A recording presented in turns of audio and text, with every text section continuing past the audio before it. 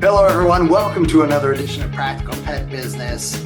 We know you've got a lot going on in your business world. Thanks for spending a few minutes with Lorin and I. We really appreciate you.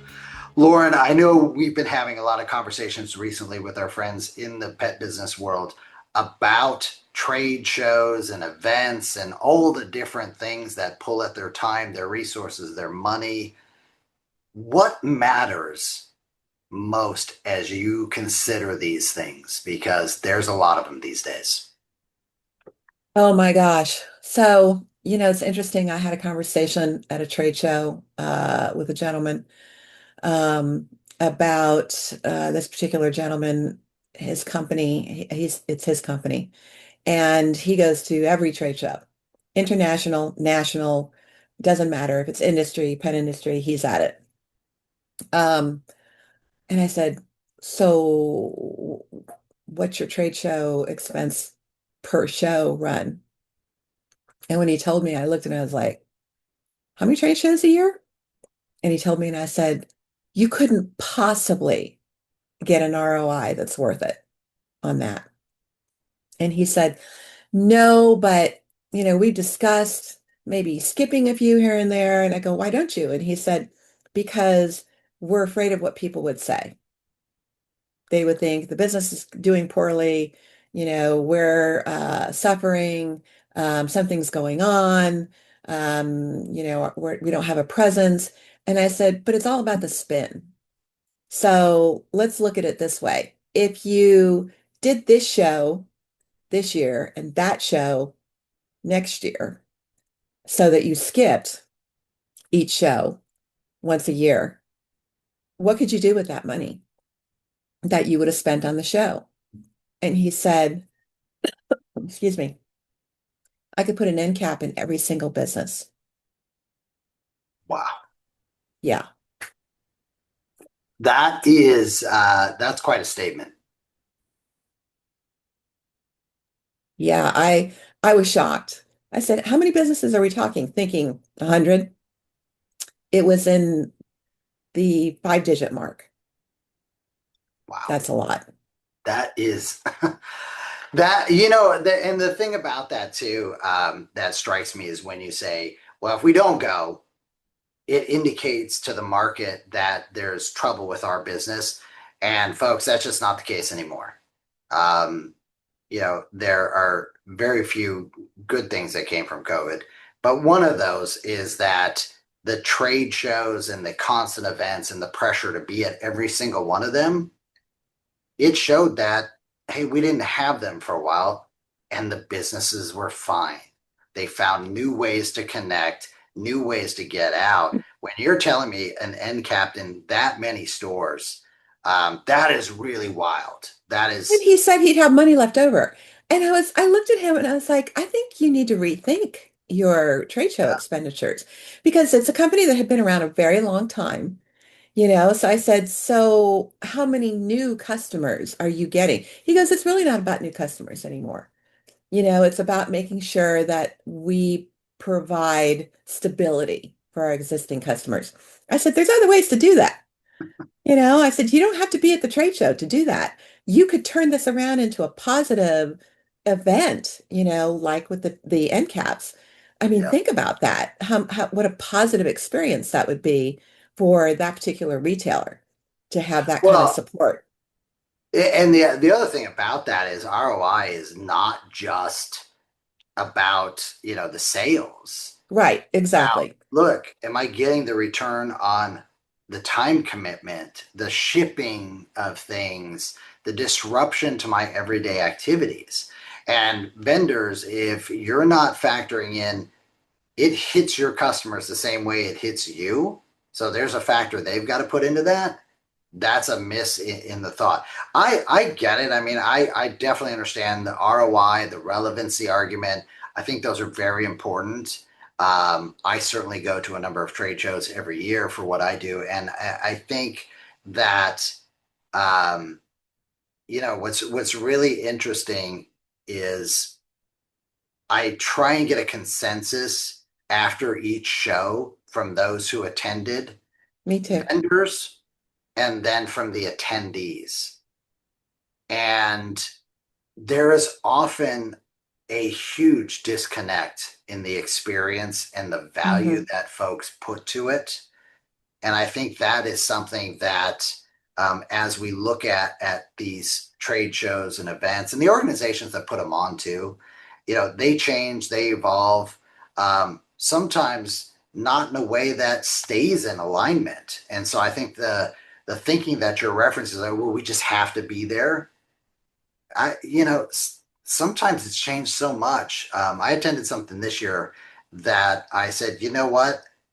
It's no longer a must do event. Right. And that's okay, right? It's okay for the organization putting that on. They're shifting. They're just not shifting to where I want to put the value, not just the money, but the time, the effort, the resources, etc. That's okay. Well, there was a while there, this was pre-pandemic. There was a while there that the show specials started coming out to retailers, and you didn't have to go to the show in order to get the specials. Yeah. And I really like that. I really think that that was a smart thing for vendors to do because there's any number of reasons that a retailer may not be able to get to a show. It's not having coverage. It's, again, the time and expense out of the business. And to miss out on the opportunities because you couldn't be there for whatever reason. I get it. I get why it exists and what the point is. But, for a while there, it was running pretty loosey-goosey. And I didn't see that that was a huge negative to the manufacturers. And definitely it wasn't to the retailers. Um, Conversely, I would be so irritated when I would go to a show. And this happens a lot. Doesn't matter if it's a local show, put on by a distributor, or if it's a national, whatever it is. And you're an existing vendor or you're an existing retailer, and you go to the show and you go up to one of your vendors, and the great deals are only for new people. So let me see if I understand this right. I pay to leave my store, get coverage, come out here. The expense to come out to the show, the room and the cost of, whatever, just the general cost. And you have nothing for me who has carried your product, gotten the word out about your product, promoted it, put customers in it, represented it very, very well, and you have nothing for, oh, well, we have 10% for you. I can get 10% staying in my store talking to you when, over the phone or when you come by. So I really think they missed the mark, Yeah. and I have removed lines that, you go out there and they never take care of you once you're an existing client. And it's like, that doesn't make sense to me. I'm penalized because I continue to promote your product, carry it, grow it, and, make it available. And you are only interested in new business. Why can't you support both? Yeah. You should really rally behind those who rally behind you. Yeah. Well, I want to circle back to something you said about those that were extending the show special, not just to those who couldn't attend, but even in advance. I mean, look at this year's, Black Friday sales and all of the Cyber Monday sales. Like that was happening a week, 2 weeks before. Right, We're business people here, right? Why was that happening? To capture what limited funds are available to spend on that.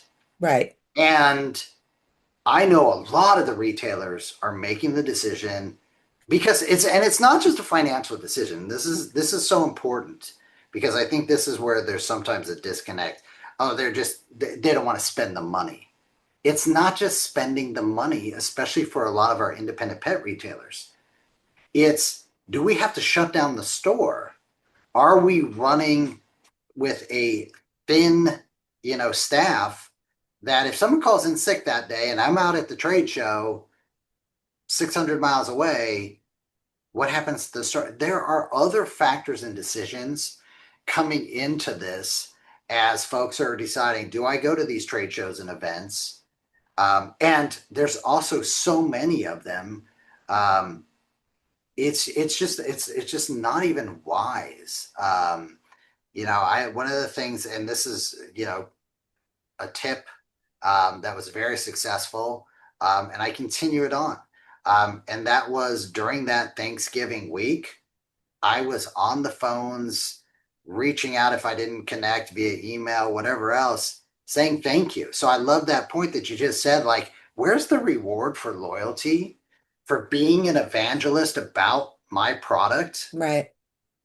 That should just be there. And yet, it still boggles my mind when I ask folks about it. They're like, "Yeah, no, we reward our staff. We shut down because Black Friday when I was in," and I'm like, "That okay? That's great, but what are you saying? Thank you to those who are your customers. How are you saying thank you?"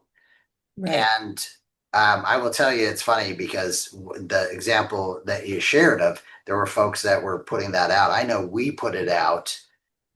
It didn't matter. And here's that other part of it too. When you're going to these trade shows, if someone is going to hold you to that, you got to order it right here now at the show, or you're not getting this discount when you get back on Monday or Tuesday or whenever the show, ended 2 days afterwards. Right there, you know what kind of relationship you're going to have with them.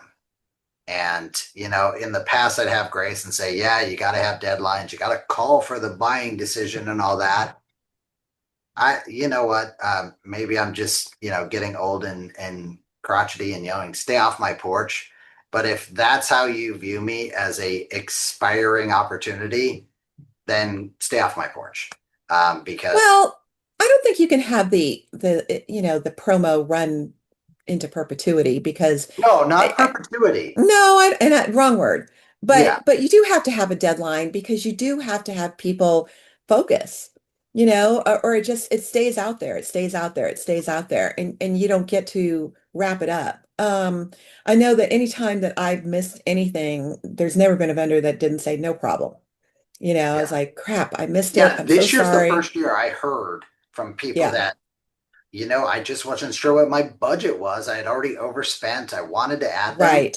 And I, thought about it my entire drive home. And I called them, and Robbie wouldn't believe they wouldn't give me that ISO. And I'm like, actually, they probably gave you a gift then because that's how that relationship was going to go. Well, and even if you do parse it down to just the financial part, as a retailer, the money that I don't spend on the travel and the overhead and the room and the food and everything else is more money I have to spend on product Yeah, that you're exactly. offering. So why wouldn't you offer it to people who don't go? I went to the shows because I love the feel. I love to be in the industry. I love to be surrounded by people in the industry. I want to Yeah. be surrounded by all the products and, that kind of thing. But really, I went uh to make contact with people I was close to, whether they were brands or distributors or whomever, to take advantage of specials. But a lot of times I would get the specials ahead of time for existing accounts, and I would just write the orders, drop them off, give hugs, say hi, Yeah. and move on to new products because I'm looking for new things, right? And that's where you are able to see new things or at those shows. So, but do you need to go every year? It depends on the kind of store you have. It depends on, what's going on. Is there enough new stuff? Is it worth it? And you and I did an episode a while back where you talked about, the rehash with different packaging of so many of the same things. And that is not worth it. Just because it's provided by somebody new with a different package on it, but it's the same chicken, beef, and turkey, whatever. It's like, well, I already have this relationship with this company. Why do I want to add another version and split up, my the same pie into more pieces? That doesn't make sense. I'm not growing my business that way. Yeah. And and I think that, the shows of late, I'm not seeing enough new to really warrant going every year. Well, the other thing I'm seeing is the expansion of the same at the expense of other parts of the shows that made it a all-in show, or there was the exposure to things that I might not get. And so I'm also seeing a shuffling within the trade show industry in particular, where it was like, why go to this one? Because it's got all of these different things, and I can get information, education, products, new products, legislate, all these things are going on. And I will say the evolution that I'm seeing here is there are things being dropped from those shows, entire shows being Right. dropped in 26, um, that are certainly telling folks it's changing. And if Yeah. it's changing, it's the perfect time for you to figure out if it's changing for your needs. Right. Well, if you drop areas that, if a show drops areas that they don't think are key or critical, or because they want to refocus that attention in another direction, that doesn't necessarily align with what my needs are. Right. If I'm only going to go to one show and spend my available funds for that show, I want to see everything I can in that show. Don't make me go to another one. Don't say, well, you can't have this portion of this show any longer because we're going to direct it over here. And then I have to go to that one. I don't want to go to that one. I want to see a little bit of that in the show I'm already going to. It's like the education classes that you can get at some of these shows. That's great. I want that opportunity to go to them. I may not go to them, depending on what they are, who's giving them, what the topics are, that sort of thing. But I want the opportunity to go. Don't make it where I can no longer have that. And now I have to figure out where I need to go in order to get those things. To divide it up is not serving the interests of everybody. And, I also think that there's a way to generate funds differently for the shows, by doing that. And I don't really like that either. I want more bang for my investment, more bang for my time and energy and, financial commitment to going, or I'll just stay in my store and, I'll pick from a catalog. You can bring me the sheets and I'll write my orders and give them to you and we're good. Well, and everything's going up. I think of the story and the conversation you and I had about um, fresh fruit costing what it cost, and Oh, God. you and I just going, my goodness. So everything's changing. We know you've got a lot of things that you're looking at, trade shows, events, education opportunities, all of these different things, certainly going to be different and evolve each year. How are you viewing things? Let us know. Send us an email, practicalpetchat@gmail.com. If you've got some thoughts on, hey, these are the key things I'm looking for, or these are the must-do events. And I'd love to see that, because I'm of the personal belief, Lorin, that I don't believe there are any must-do events anymore. I think I there are know. should-do events, want-to-do events. Don't know that we still have those. You have to do this one. Right. And That's okay. But as always, folks, thank you so much for joining us. We know you've got so much going on. You're making a difference. Keep making a difference. I hope that Lorin and I add to your difference making abilities. Share us with a friend this week. Thanks for joining us again here on Practical Pet Business. Thanks, guys.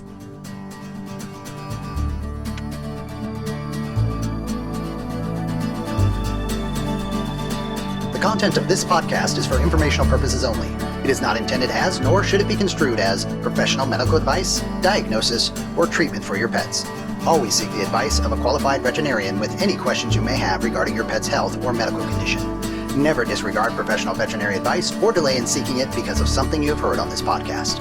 The hosts and the guests of this podcast are not liable for any actions taken based on the information shared during these episodes. Any reliance on the information provided is solely at your own risk. Copyright 2025 Practical Pet Chat. All rights reserved. Unauthorized duplication, distribution, or reproduction of any content from this podcast, including but not limited to audio, scripts, and show notes, is prohibited without prior written consent. The opinions and views expressed by the host and guests are their own and do not necessarily reflect the views of Practical Pet Chat.